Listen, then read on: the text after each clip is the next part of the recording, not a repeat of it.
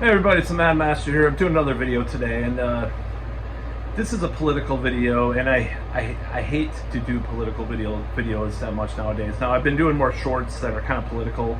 At first they were humorous, but I decided to start kind of jabbing at things a little bit, and you probably have noticed that. Now, I want to just preface this by saying that I do not hate people that support Donald Trump, nor people that are MAGA or identify that way. Now, back in 2016, 2017, I drank the Kool-Aid of all liberals and leftists and just thought that Trump was the end of the world and stuff, to a certain extent. Now, that doesn't mean that I was completely on that bandwagon either, because I questioned when certain people were going a little too crazy over it, and I was like, okay, calm the hell down.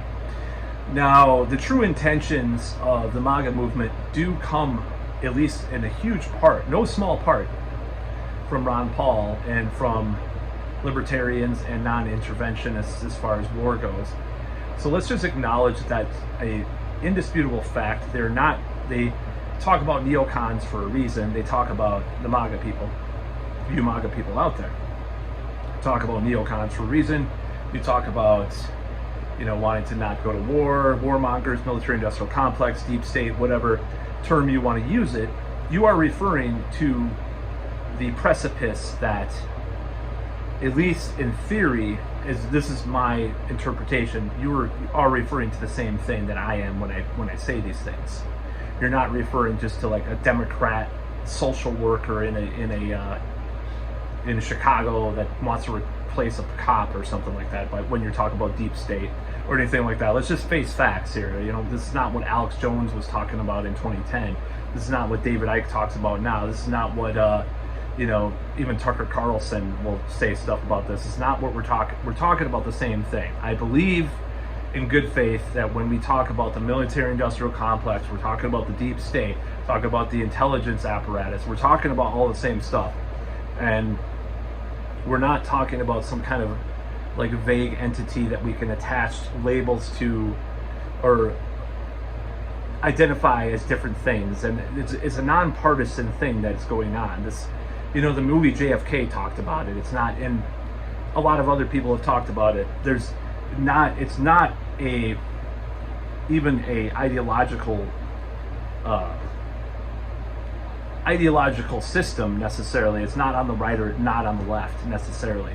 There are elements of it on the right and the left that we're talking about. There are elements. Some people call it the uniparty, So when we talk about these things, we're not talking, I believe we're talking, in good faith, we're talking about the same thing. Now, as far as where is this leading to, this video? So what I'm saying is that this is what wants to maintain control in this country. It's not a certain race, it's not a certain ethnic group or religion, by the way, just before people believe that. And we've talked about these things for years because they come from different, let's face it, different races and different ethnic groups, usually white, but I'm just saying, they're different religions. They're not necessarily one religion that's prominent in the Middle East right now, trying to start a war. These people that are part of that, or part of that, I should say.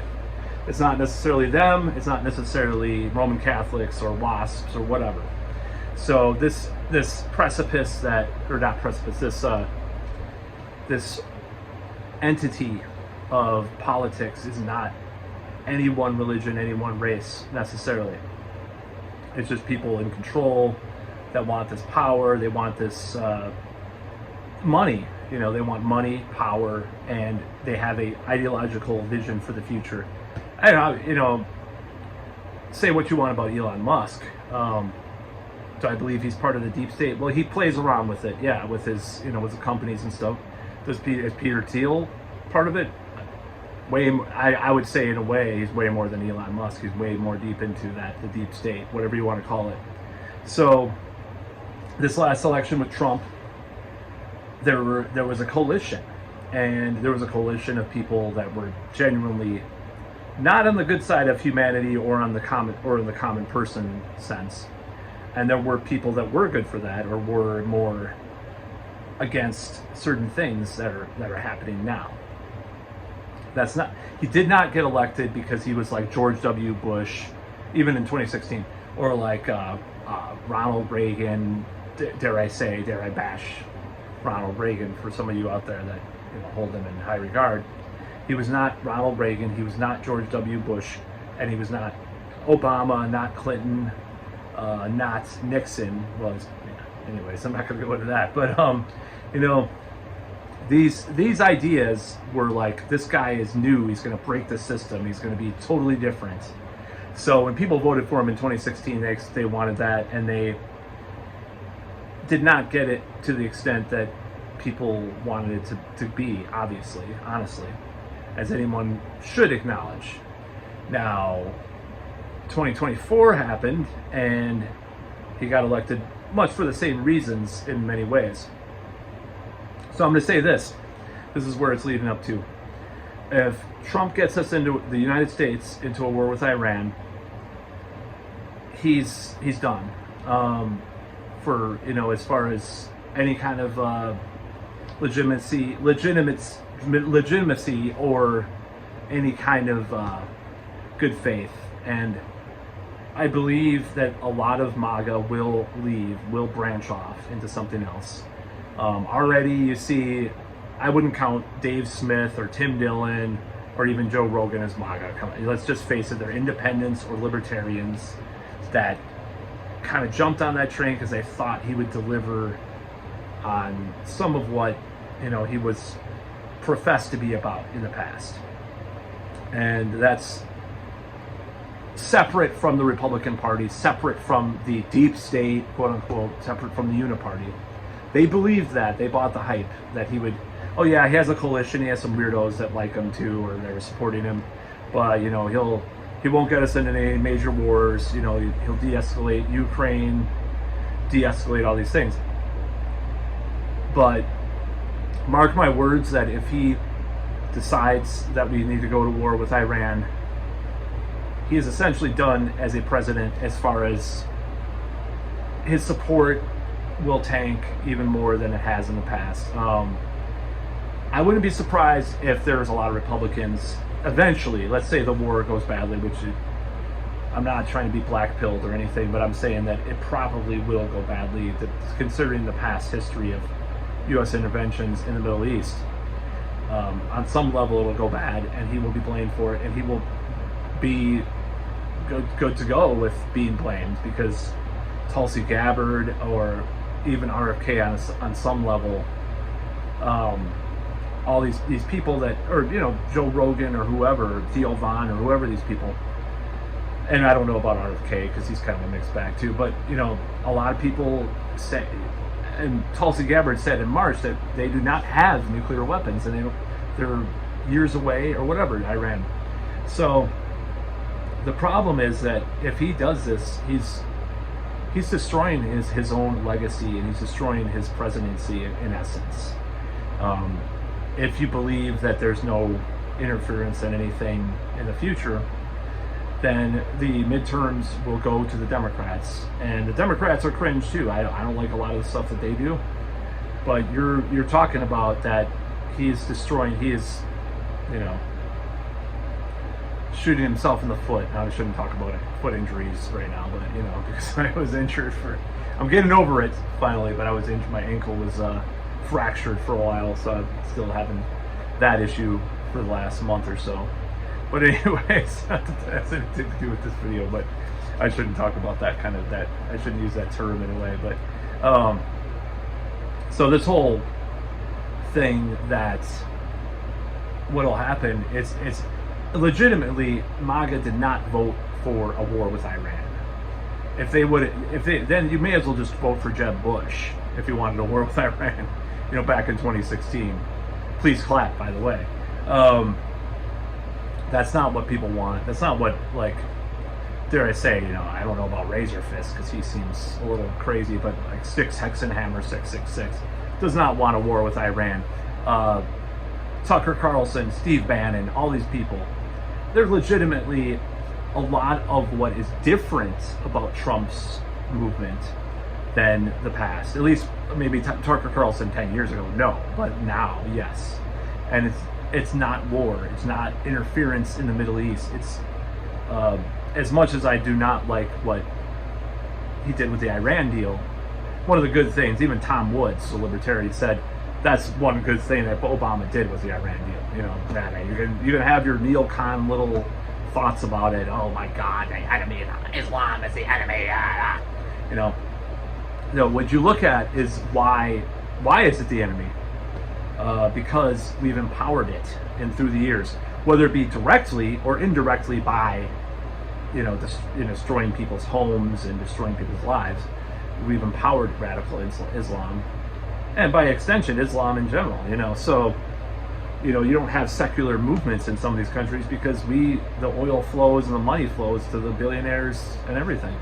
So, I'm not going to hear about Islam being the enemy or all this stuff, especially coming from a religion that's based upon a lot of just Bronze Age rubbish. All the Abrahamic religions are based on a lot of fiction. Not all of it's fiction, but a lot of it is. So you base your stupid shit on fiction. I'm not going to listen to any war between this side or that side. As people say, I don't support either side, but I do not support going to war with Iran. It's one of the. I'll tell you a little story. So when I was younger, I was deathly afraid that there was going to be a draft because Iraq was escalating, and there was just a lot of controversy, a lot of scandals in Bush, Bush's term, and it seemed like that you see the license plate where it says it looks like a gas gauge or whatever like an old school like cash register thing, where it says Iran and the Q is coming up, or the N is coming up, or Iraq, and it says the N is coming up like it's Iraq. We're going to go to war with Iran.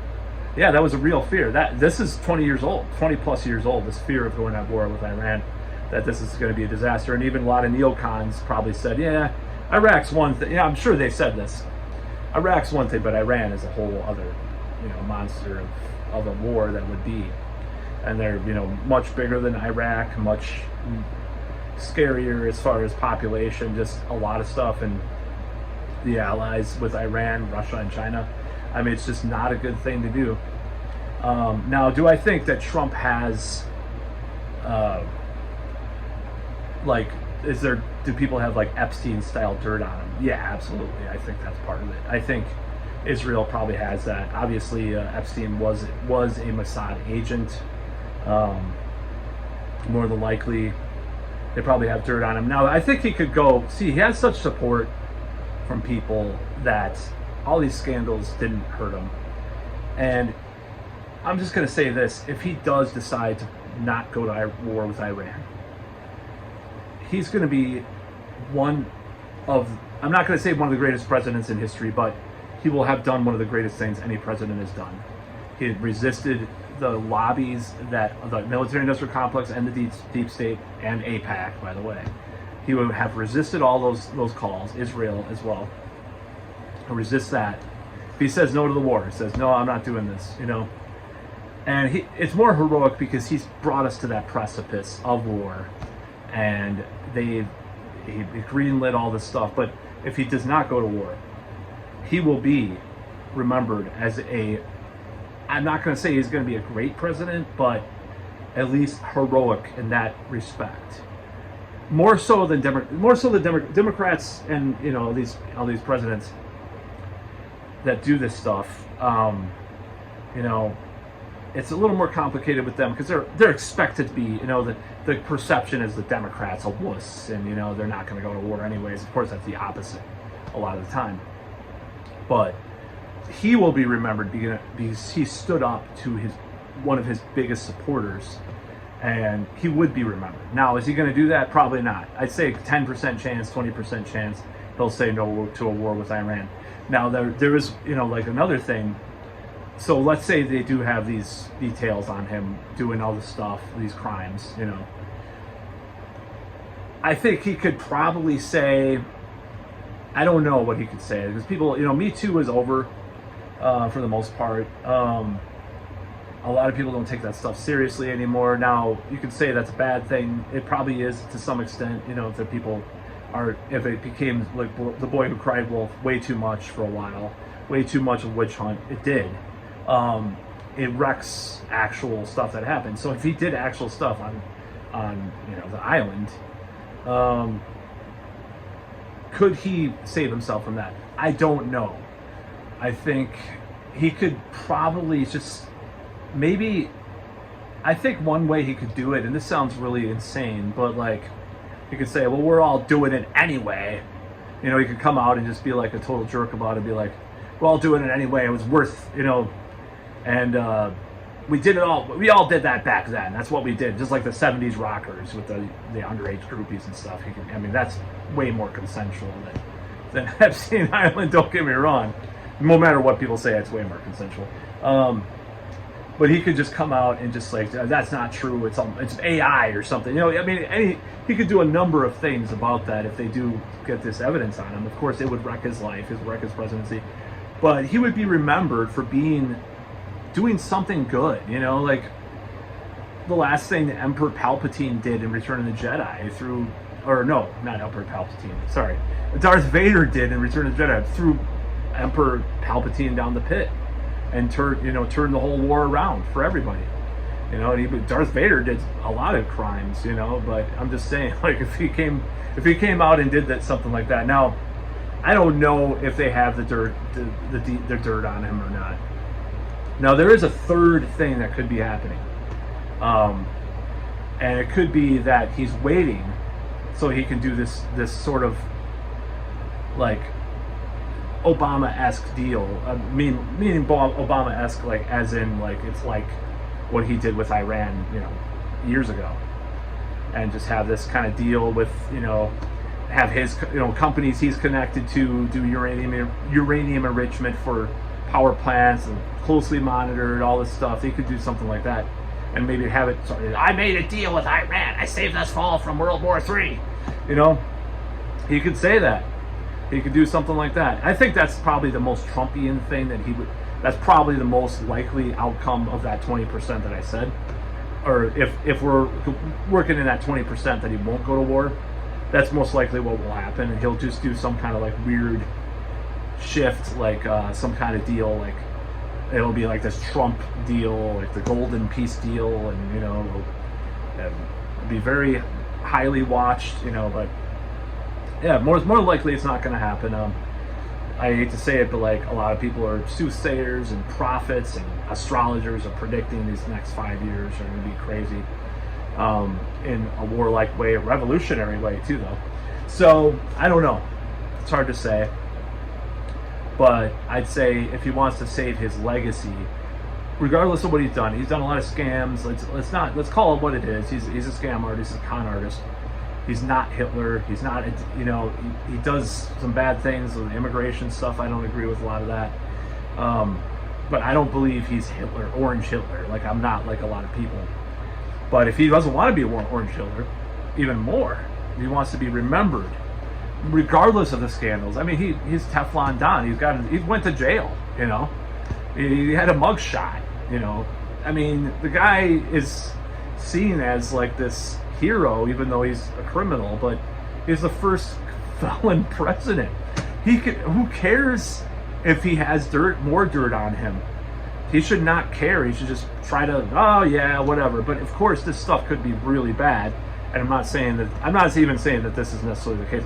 But if he says no to the war, he will be remembered by everybody as the guy that said fuck you to the war machine.